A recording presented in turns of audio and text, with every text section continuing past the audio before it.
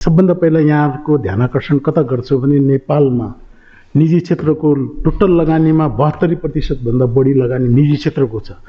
त्यो पाटो पनि महत्त्वपूर्ण पाटो हो। त्यसलाई इग्नोर गरेर बनाइएका नीति जति पनि आउँछ नि त्यसले निजी क्षेत्रलाई एकदम हतोत्साहित गरेको छ। अब सबभन्दा पहिला म सरको यो यसपल्ट आएको मौद्रिक नीति पूर्ण सङ्कुचित मौद्रिक नीति हो। हेर्नुहोस्, आर्थिक गतिविधि घटाउने सङ्केत दिएर यो मौद्रिक नीति आएको। म स्पष्ट भाषामा यो कुरा राख्दैछु। आर्थिक गतिविधि घटाउने सङ्केतको मतलब हामीले जुन जीडीपी ग्रोथको 8% को कुरा गर्छ, हामी आफै भन्दैछौँ कि इन्डाइरेक्ट मेसेज दिँदैछौँ कि तपाईँ यो आर्थिक गतिविधि यसपल्ट हुनेवाला छैन भनेर। सरले 3टा कुरा राख्नुभयो। विदेशी मुद्राको सञ्चित फर्स्ट प्रायोरिटी। के राष्ट्र ब्याङ्कको हातमा विदेशी मुद्राको सञ्चित जिम्मेवारी छ? त्यो फिस्कल पोलिसीले गभर्न गर्छ। सरकारले निर्यातलाई प्रवर्धन गरेन भने कहाँबाट विदेशी मुद्रा आउने? सरकारले रेमिटेन्सलाई प्रवर्धन गरेन भने कहाँबाट विदेशी मुद्रा आउने? हामी कहाँ विदेशी मुद्राको भनेको हार्ड करेन्सी भन्दा पनि भारतीय मुद्राको समस्या छ सर। भारतसँग 65% कारोबार छ। अस्ति मात्रै सरहरूकै 9 महिनाको त्यो मौद्रिक नीतिको समीक्षाले के भनेको थियो भने $3.5 बिलियन यहाँहरूले 419 बिलियन रुपियाँ खर्च गरेर पर्चेज गरिराख्नु भएको छ। हाम्रो देशको करेन्सीको स्ट्रेन्थ कता जाँदैछ? यदि अहिले यो टाइअप नभइदिएको भए त हामी धेरै तल झरिसकेका हुन्थ्यौँ। आज भारतीय मुद्राको यो अवस्था किन? हामीले बाइल्याटरल ट्रिटीको हिसाबले, रिलेसनको हिसाबले, डिप्लोमेटिक तहमा कुरा गरेर भारतीय मुद्राको व्यवस्थापन गर्न नसकेको, हाम्रो एक्सपोर्ट किन कम्पिटेटिभ भारतमा हुन नसकेको, हामी किन भारतीय बारम्बार हामीले सुझाव दिएका थियौँ 1000, 2000 यसरी 2500 का नोटहरू किन हामी सर्कुलेसनमा ल्याउन नसकेको? भारतीयहरू 49 डिग्रीको हट क्लाइमेटबाट यहाँ आउन छटपटाइरहेका छन् सर, तर उनीहरू पैसा क्यारी गर्न सक्दैन। 2002 मा जुन हाम्रो ट्रेड ट्रिटीको साथमा एमओयू भएको थियो 25,000 सम्मको ओसार पोसार गर्न पाउने, आज पनि त्यही कायम छ सर। उनीहरू त टुरिज्मको हिसाबले 2.5 लाख 3 लाख रुपियाँ लिन आउन सक्छन्। अस्ति मात्रै सरहरूको एउटा राष्ट्र ब्याङ्कको प्रोग्राममा होइन, हामीले त डिजिटलबाट त यो लिमिट फुकुवा गरेका छौँ। कुनै पनि भारतीय तीर्थयात्री या टुरिस्टको रूपमा आउने व्यक्तिले त्यो ब्याङ्किङ ट्रान्ज्याक्सनबाट आफ्नो पैसा लिएरै आउन चाहँदैन। उसले त आफ्नो क्यास लिएर आउने हो सर। ब्याङ्किङ ट्रान्ज्याक्सनबाट ल्याउनु पाउने विदेश जाने ठाउँहरू उसको लागि धेरै छ। हेर्नुहोस् तपाईँको त्यसको बेनिफिट हामी किन नलिन सकेको भन्ने मेरो एउटा कुरा हो। अब सर यो दुईटा, अब म एउटा यो ट्रेड डेफिसिटकै कुरा गरौँ। ट्रेड डेफिसिटलाई बारम्बार फर्स्ट टाइम भइरहेछ नेपालमा कि यसलाई अहिले म एकदम खुलस्त भाषा यसलाई अनुत्पादक क्षेत्र जस्तो आयातलाई व्यवहार गरिरहेछ क्या।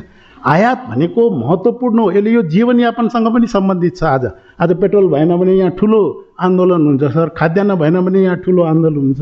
यसलाई किन हामी अनुत्पादकको रूपमा व्यवहार गरिरहेका छौँ? यहाँले आज टोटल आयात भएका सामानको विश्लेषण गर्नुभयो भने 20% त पेट्रोलियम प्रोडक्टमा छ। यसको लागि आयात प्रतिस्थापन र उत्पादनमूलक प्रवर्धन यो भनेको एउटा लङ टर्म स्ट्रेटेजी कमसेकम सुरुवात त गरौँ। अहिले गऱ्यौँ भने पनि त्यो 2 वर्षसम्ममा हामी केही त्यसमा गर्न सक्छौँ। त्यतातिर हाम्रो ध्यानै छैन। हाम्रो ल्यान्डलक्ड कन्ट्रीको नाताले न हामी कहाँ उत्पादनमूलक उद्योगको प्रवर्धन हुन सक्छ, न आयात प्रतिस्थापन हुन सक्छ। झन्डै 18 देखि 20% हाम्रो प्रतिस्पर्धी क्षमता कम छ। त्यसको लागि हामीसँग 2टा साधन छ सर। एउटा त पावर रिसोर्सेस हाम्रो आफ्नै उत्पादन हुँदैछ भने त्यसलाई हामी सब्सिडाइज रेटमा त्यो क्षेत्रलाई दिउँ न तपाईँको। अवश्य जस्तो भुटानमा ₹2.40 मा पावर औद्योगिक क्षेत्रलाई दिइरहेछ। अर्को ट्याक्सेसनबाट त्यसको कम्पिटेटिभ क्षमता बढाउँ। खालि यहाँ सरहरूले 2 करोडमा 2% को बेस रेट भन्दा माथि राखेर के त्यो नेपालको अर्थतन्त्र युटर्न हुन्छ? जम्मा 4 लाख उत्पादनमूलक उद्योग र आयात प्रतिस्थापन उद्योग त तपाईँको करोडौँ करोड रुपियाँको इन्भेस्टमेन्ट हुन्छ क्या। के आधारमा यो 2% छोड उल्टो बरु अब अन्य क्षेत्रलाई त्यसको मार पर्ने भयो क्या। जुन त्यसलाई सब्सिडाइज दिनुहुन्छ त्यो क्षेत्रको विकास हुँदैन, अन्य क्षेत्रमा त्यसको भार पर्ने भयो भनेर म यो एउटा कुरा राख्न चाहन्छु सर। अब यहाँहरूले सर यो कर्जा विस्तारको लक्ष्य एकैचोटि यसरी तपाईँको 78-79 मा गत वर्षकोमा 19%, ज्येष्ठ मसान्तसम्म एकैचोटि 12.6 मा कायम गरिदिनु भयो सर। मनी मुद्रा प्रदाय मनी सर्कुलेसनको लक्ष्य पनि 18बाट एकैचोटि 12 मा गरिदिनु भयो। यो त एकदम स्पिडमा हिँडिरहेको गाडीलाई यता त कोभिड र यता यो इन्टरनेसनल रुस युक्रेन वारले असर गराउँदा यहाँहरूले पनि एकैचोटि ब्रेक लगाइदिनु भयो क्या।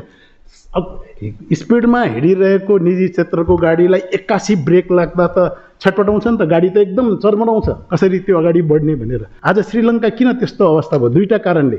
एउटा त अफिसियली जाने भए लोन धेरै लिएर तिर्न नसकेर, अर्को सर प्राइभेट सेक्टरको क्यापिटल फ्लाइट भयो त्यहाँ। जब करेन्सीको डिभेलुएसन हुन थाल्यो सबैले आफ्नो च्यानलबाट पैसा बाहिर पठाइदिए, कसैले सिङ्गापुर पठाए, कसैले निजी क्षेत्रको 1/3 मात्र। यो हाम्रो प्र्याक्टिकल एनालाइसिस हो सर, हाम्रो प्र्याक्टिकल इन्ट्रेस्ट। 1/3 पैसा राखेर 2/3 सबैको विदेशमा गयो पैसा। स्वतः त्यो कन्ट्री यो अवस्था सृजना भयो भने त विश्वका कुनै पनि देश तपाईँको त्यो अवस्थामा पुग्न सक्छ। र यहाँहरूले यस्तो नगर्नुहोस् कि निजी क्षेत्रलाई स्क्विज गरेर भोलि यहाँकै क्यापिटल फ्लाइ हुन नथालोस् भन्ने अवस्था सृजना नहोस् भनेर आज वर्षौँ बरसदेखि आयातमा हामी लागिरहेका छौँ। सरलाई एउटा म डाटा दिन्छु, 62-63मा उत्पादनमूलक क्षेत्रको कन्ट्रिब्युसन 12-13% थियो। अहिले आएर त्यो 5-5.5मा किन आयो? सरकारले नै आयातलाई प्रोत्साहन दियो नि त राजस्वमुखी अर्थतन्त्रमा। आज पनि अघि बजेटको रिसोर्सेसको कुरा गर्दाखेरि 69% त सर तपाईँको खालि राजस्वबाट छ। त्यो त आयात भएन भने त हाम्रो बजेटको स्रोत कहाँबाट हुने? समग्र अर्थतन्त्रलाई एउटा बास्केटमा राखेर सरहरूले नीति बनाउन। मैले यो भनेको होइन, अहिलेको विषम परिस्थितिमा तपाईँले एउटा कन्सेप्ट राखेर जुन मौद्रिक नीति जारी गर्नु त्यो आफ्नो ठाउँमा गलत र सहीको कुरै होइन क्या। यहाँ विश्लेषण भनेको निजी क्षेत्रलाई त्यसको इम्प्याक्ट के परेको। अब अर्को कुरा तरलताको बारेमा यसरी भयो सर, पहिला बेस रेटमा पैसा फालाफाल हुँदाखेरि बेस रेटमा 0.5 0.75मा उहाँहरूले उपलब्ध गराउँदै हुनुहुन्थ्यो।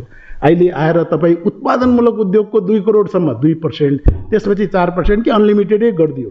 6% तपाईँको यत्रो हाई इन्ट्रेस्ट रेटमा कहीँ इकोनोमिक सस्टेन गर्छ? आज पनि भारतमा हामी विश्व अर्थतन्त्रलाई नै कम्पेरिजनमा राखौँ न, आज पनि भारतमा इन्ट्रेस्ट रेट कति कम छ सर? सिंगल डिजिटमा उपलब्ध गराइरहेछ भारत सरकारले। यस्तो अवस्थामा हामी कसरी त्यो प्रतिस्पर्धी हुन्छौँ? अर्को कुरा, अघि यहाँ एउटा एलसी खोल्न नगद मार्जिनको व्यवस्था गरियो, यसमा पनि उहाँसँग माफी माग्छु, मैले यहाँलाई भन्नै पर्यो। अब तपाईँ उहाँहरूले चाहिँ निजी क्षेत्रलाई 24 घण्टाको पनि ब्याज नछोड्ने सर, एकदम अघि 24 घण्टा भयो कि 2 दिनको ब्याज लिइहाल्ने, 3-3 महिना सिपमेन्टको लागि निर्ब्याजी ब्याज। मैले हिजो मेरो एउटा एभिन्युजमा उहाँसँग प्रोग्राम हुँदाखेरि के भनेको भने तपाईँहरूले गएर भन्नुपर्ने राष्ट्र ब्याङ्कलाई हामी ब्याज दिन्छौँ। मैले राष्ट्र ब्याङ्कलाई त हामी दिन्छौँ, हामी निजी क्षेत्रको पैसा बिना ब्याजको पैसा राख्न चाहँदैनौँ भनेर, यो हुन्थ्यो तपाईँहरूको धर्म भनेर नि, एउटा त्यो हिसाबले पो जानु पर्थ्यो भनेर मैले उहाँहरूलाई भनेको क्या। तपाईँहरू पनि आरामले 3 महिनाको ब्याज एभरेजमा 3-4% त उहाँले इम्पोर्टमा आरामले बसी एलसी खोल्यो कि 100% 50% लिने, त्यसमा 3-4% कमाउने भनेपछि त्यो पनि हेर्नुहोस् नीति कता कता यसले निजी क्षेत्रमा के आयो भने नि कि यो ब्याङ्क तथा वित्तीय संस्थासँग मिलेर त यस्तो नीतिहरू ल्याएको होइन भनेर एउटा भावना आयो सर तपाईँको। अब म एउटा कुरा सरलाई के भन्छु, ब्याङ्क दर जुन बढाउनु भयो सर तपाईँहरूले लास्टको क्वार्टरमा र अहिले 3% र 2% र 1.5 सर 3.5% ब्याङ्क ब्याज दर भनेको, ब्याङ्क दर भनेको जुन राष्ट्र त्यो धेरै ठुलो कुरा हो सर। यो 350 आधार बिन्दु हुन्छ। अहिले विश्वकै तपाईँले देशहरूको अवस्था हेर्नुभयो भने नेपाल 5-7वटा कन्ट्रीभित्र पर्छ यत्रो नीतिगत ब्याज। अमेरिकामाको फेडरल रिजर्भ ब्याङ्कले 0.25 र 0.50 बढाउँदा त कहाँको कहाँ पुग्छ। यहाँ त हामी त यो गाजर मुला जस्तै भइसक्यो क्या। 3.5 6 महिनाभित्रमा डाटा आएको छ सर, हेर्नुहोस् है भनेको। त्यस कारण यसले के देखियो भने नि हाम्रो यो जुन मौद्रिक नीति ल्याउनु पनि यसले निजी क्षेत्रको अपेक्षा, निजी क्षेत्रको जुन एउटा लगानीलाई नीतिगत रूपमा कतैबाट पनि सुरक्षण सरकारको जुन दायित्व हुन्छ, चाहे त्यो नेपाल सरकारको होस् चाहे राष्ट्र ब्याङ्कको, त्यताबाट कता कता अलिकति यो एनालाइसिसमै नपरेको जस्तो मलाई देखियो। अब म एउटा कुरा सरलाई के भने, नेपालमा 50% सर अनौपचारिक क्षेत्र छ। यो कुरा हामीले विश्व ब्याङ्कले पनि दिएको तथ्याङ्कमा छ। आज त्यो तपाईँले जुन प्रोडक्टिभ र अनप्रोडक्टिभको कुरा गर्नुभयो, नीतिगतले त त्यो राम्रो, तर त्यो अनप्रोडक्टिभ सेक्टरको पैसा भनेको त्यो अनौपचारिक क्षेत्रले युज गरिरहेछ सर। आज कोभिडको प्रभावमा खोइ त ब्याङ्कबाट त डाइरेक्ट जुन रिफाइनेन्सिङको कसैले पनि तिनीहरूले लिन सकेन, किनभने उनीहरू ब्याङ्किङ च्यानलमै छैन। त्यो पैसा युज गरेर त्यसले पनि ठुलो इम्प्लोइमेन्ट अपर्च्युनिटी दिएको छ देशमा, त्यसले पनि धेरै तपाईँको ग्रोथ दिएको छ देशमा। त्यो सेक्टर त कम्प्लिटली वाइप अफ हुन्छ।